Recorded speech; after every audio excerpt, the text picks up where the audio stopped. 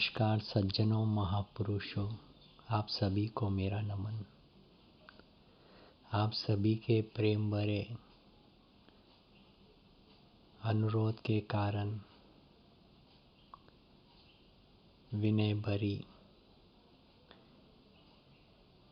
प्रार्थना और इच्छा के कारण, जिसमें आप सभी ने मुझसे इस वसुधा की आने वाली भविष्य की कुछ सुंदर घटनाओं को उजागर करने के लिए जो आपने मुझसे विशेष निवेदन किया, तो मैं उन चीज़ों को कुछ उजागर करूँगा जिनके उजागर करने से कुदरत के कार्यभार में हस्तक्षेप के रूप में उसे नहीं माना जाएगा और इन घटनाओं को बताने से उसके कार्यभार में कोई हस्तक्षेप नहीं होगा। वही बातें मैं आपको उजागर करने जा रहा हूँ। आज से बरोबर 1763 साल बाद, 1763 years later from now, all the religions will get vanish. सारी जातियों का अंत हो जाएगा और वे सारी जातियाँ केवल एक ही सनातन धर्म के अंदर सिमट जाएगी। तब सनातन धर्म एक नए संपूर्ण रूप से उसके मूल रूप के अवतार में पूर्ण रूप से प्रस्तुत होगा और इस संपूर्ण जगत में वसुधा में केवल सनातन धर्म होगा।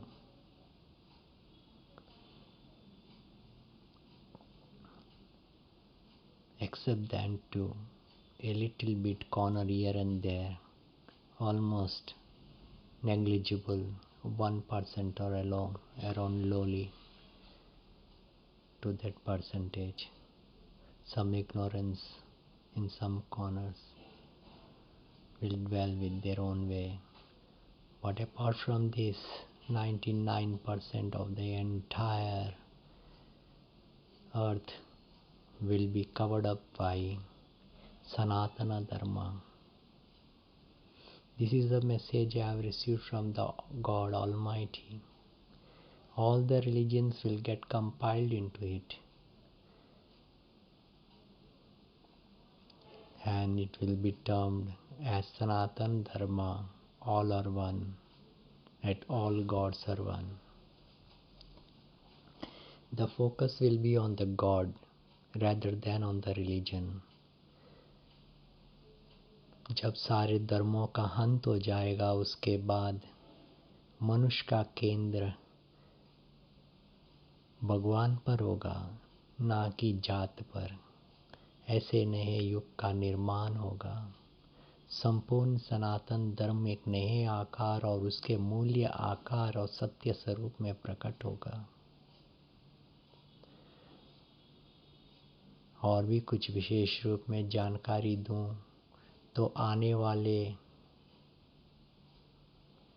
कुछ वर्षों में यहाँ से 50 साल बाद जिस तरह मोटर गाड़ियाँ 2 व्हीलर रोडों पे चलती है इंडिविजुअल ड्राइवर को लेकर के, इसी तरह रूट्स बनेंगे,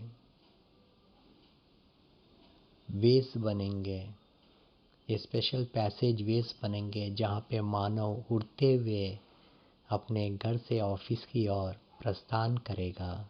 individually he will be flying from his home to the office, and the vehicle that he will be carrying will be so small, almost negligible, almost like the human being will be apparent, and safer way, and it will be very non-polluted way he will be reaching the offices. This is to come in next 50 years. And over the period of by the end of this 21st century, that is 2099, India बहुत ही बड़े पैमाने पर develop देश के रूप में और बहुत ही एडवांस रूप में अपने आप को प्रस्तुत करेगा। यहाँ तक भी इंडिया के पास ऐसे कई टेक्नोलॉजियाँ होंगी जिसके कारण आने वाले तूफानों का रुख को, उनकी दिशाओं को बदल दिया जा सकेगा।